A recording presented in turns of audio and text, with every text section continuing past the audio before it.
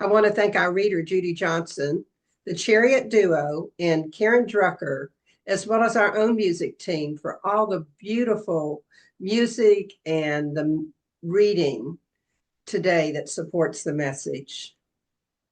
This month of January, we're talking about spirituality. And our message today is practicing the presence. I am so excited about this topic because it's a lifelong journey to our soul. Our teaching calls us to live in a state of awareness and connection with the divine in every moment. And whether we call this presence God, spirit, source, our guide, love, the essence remains the same. It is that infinite power and peace that is always with us.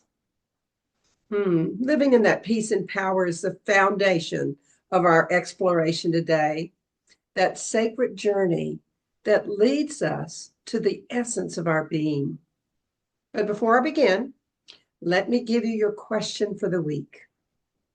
What is the one choice you can make today to embrace practicing the presence, to listen deeply to your inner voice, and to know wherever you are, God is?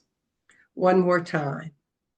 What is the one choice you can make today to embrace practicing the presence, to listen deeply to your inner voice, and to know wherever you are, God is? You heard in the reading today that it would be a disaster to try to run a marathon if you have never trained or done any running. And the same is true of our spiritual endeavors. If we never take the time to be in the presence of the love of the divine, how do we expect to be able to truly live a life that practices the presence and spreads love? Ernest Holmes reminds us, the presence of God is not some far-off thing. It is the very essence of who we are. To practice the presence is to live in the realization that wherever we are, God is. Practicing the presence is about releasing the illusion of separation and leaning into the strength and love of God. When we feel anxious or lost or fear or overwhelmed, it's not because the divine has abandoned us, but because we have momentarily forgotten our inherent connection with the divine. A Course in Miracles teaches us the presence of fear is a sure sign that you are trusting in your own strength. And Charles Fillmore, who's the co-founder of the Unity Movement, echoes this idea in his book, The Revealing Word. God is omnipresent, and to realize the presence of God, we must become spiritually aware. This awareness comes through prayer and meditation by turning our thoughts to God and affirming our oneness. Fillmore emphasizes that practicing the presence requires us to shift our focus from outer circumstances to the inner reality of spirit. And it requires us to make time for the divine in our daily lives. If someone asked you about your spirituality, how many of you would say, I'm too busy to make time for God? Ouch, right? I doubt any of us would say that out loud. And yet, how many of us move through each day and forget to pause every now and then and remember that God is right there with us? How many of us get up in the morning and forget to say, good morning, Spirit. Thanks for supporting and guiding me today. That's what practicing the presence is all about. Remembering that no matter where we are or what we're doing, the divine is right there. Yep, even when we're washing dishes or cleaning our house, when we're walking down the street, God is always present. Yet, How often are we truly aware of that? I have a friend that lives in Shreveport, and she said that there's a McDonald's close to her house that's notorious for getting orders wrong. So one day she decided to bypass the ordering and just went up to the window and she says, "Give me whatever you think I need." Now, I started laughing and I'm thinking, well, that's kind of good. That's what we should do with God. We should get up every morning and say, "Okay, God, just give me whatever you think I need today." That would truly be practicing the presence. And who would truly know better than Spirit what I need? It's going to be one of my favorite new practices. What if we were to ground ourselves in these words of Ernest Holmes from The Science of Mind? We should train ourselves to listen deeply to the inner voice of the Spirit, for it is the only thing that could lead us out of confusion and into the clear understanding of what we are and what we ought to do. Holmes reminds us that practicing the presence is about cultivating a deep inner awareness, learning to tune into that still small voice that resides within each of us.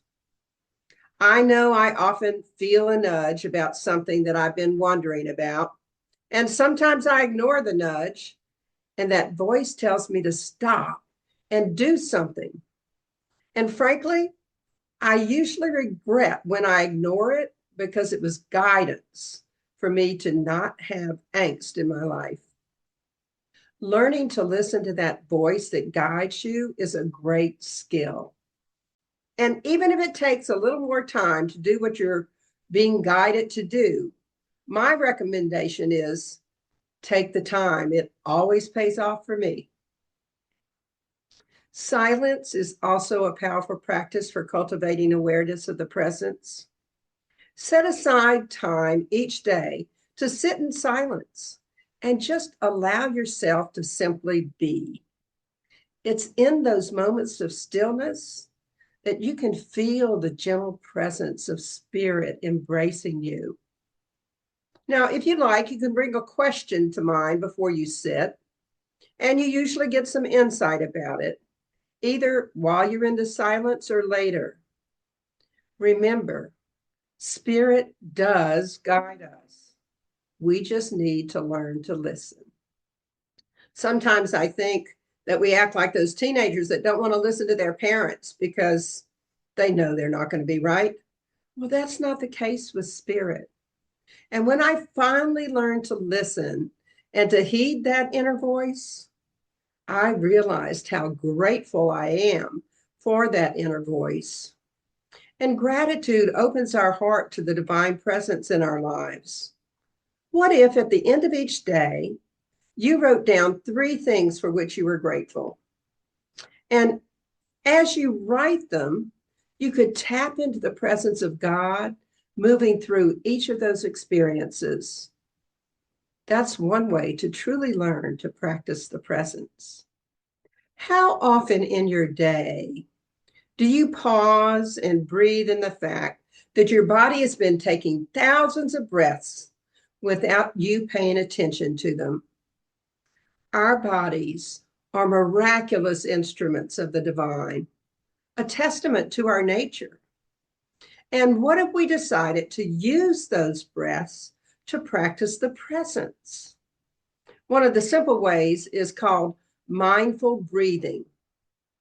We take a few moments throughout the day to pause. I recommend closing your eyes and breathing deeply. And with each inhale, affirm, I breathe in the presence of God. And with each exhale, affirm, I release all that is not of God. Imagine how that might shift the rest of your day. Another thing is, when you're walking, do you think about walking and actually making your legs move? Most of the time when I'm walking, my thoughts are on other things, usually about where I'm headed and why I'm heading there. And Charles Fillmore spoke of walking in the presence. This practice involves taking a mindful walk, being fully present with each step. If we each walk, taking time to practice the presence by choosing a simple mantra, we can repeat it as we take the steps. It might be as easy as, God is here, I am at peace. God is here, I am at peace.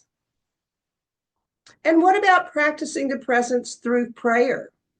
Taking time to affirm the truth of our oneness with the divine. Reverend Katherine Economou, who is a modern spiritual teacher, beautifully states, prayer is not about asking God to show up. It's about recognizing that God is already here. So what if you decided to pray an affirmation as often as you have a cup of coffee or tea? An example of an affirmative prayer could be, in this moment, I know and affirm that I am one with the infinite presence of love and peace. God is here now and always. I release all doubts and fears, and I rest in the truth of divine wholeness. Wow. If we paused and rested in the truth of divine wholeness in the middle of our day, I'm sure our day would look a lot brighter. Don't get me wrong, because of these many examples. Practicing the presence is not just something we do during our quiet moments. It is a way of life. It means bringing our awareness of spirit into our words, into our work, into our relationships, and even into our challenges.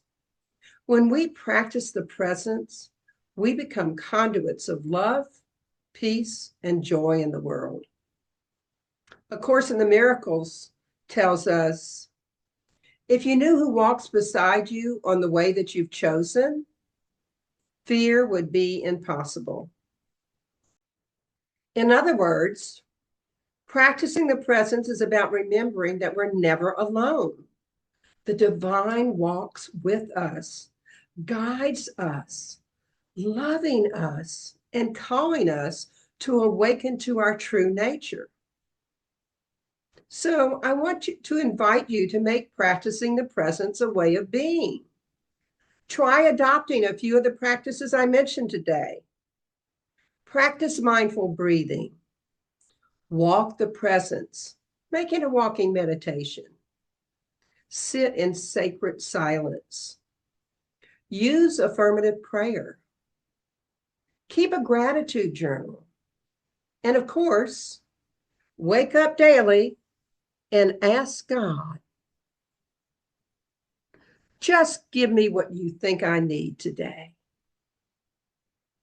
So before I end, I invite you to take a deep breath and join me in this affirmation.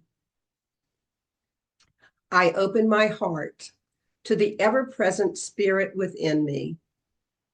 I know that I am never alone, for God is always with me, as me, and through me. I choose to walk in faith, love, and peace, practicing the presence in every moment. And so it is. Beloveds, I am so grateful for you. And may we each go forth today with a renewed awareness of the divine presence in our lives. And may we remember in every moment that God is right where we are, here, now, and always. May we live from that sacred truth, and may it bring us a deep peace and unshakable joy.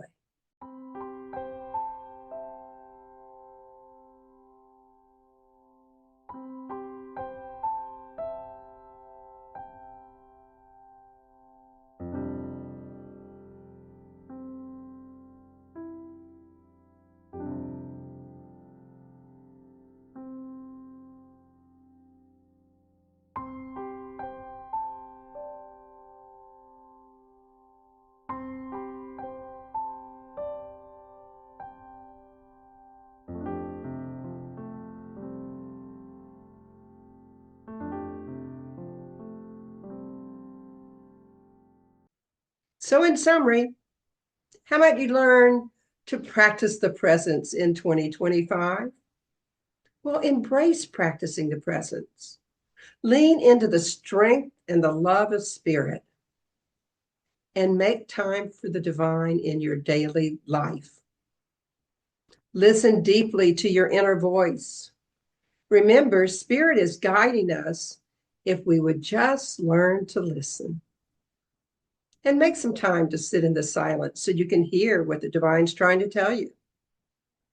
Know that wherever you are, God is. So practice mindful breathing and walking in the presence. Use affirmative prayer and gratitude journals.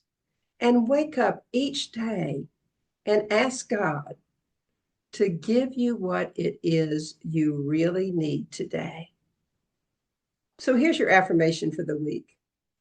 How is it I so willingly, energetically, and effortlessly embrace practicing the presence, listen deeply to my inner voice, and know wherever I am, God is.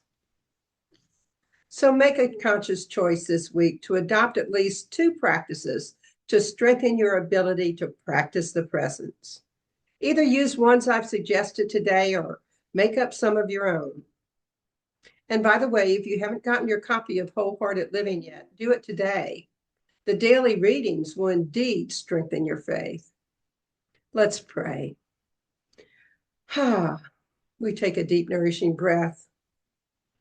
We move into that place within us where we know God, where we know Spirit, where we know our God, the love, the joy, the peace, the ease, the comfort, that place within us where all of that exists and has never been touched by harm or hurt. It's just there. The essence of who we are. And what I know to be the truth is that each of us are becoming much more aware of how we can practice the presence, of how we can indeed live in the presence of the divine in every moment of every day, how we can become more aware that God is right with us all the time. And I am grateful for that, and so grateful for the fact that you have spent some time today expanding your spiritual territory by learning how to practice the presence. So it's from that gratitude that I release these words into the law of mind, spirit, and action, knowing the truth. It's already done. God's already said yes. So I can say amen, and we can affirm it together. And so it is. And I want to thank everybody that is continuing to donate to our community. I love being involved in creating these online experiences, and I'm looking for us a place to at least meet once a month so we can be in community. And until that happens, thank you for donating. Enjoy our offertory song.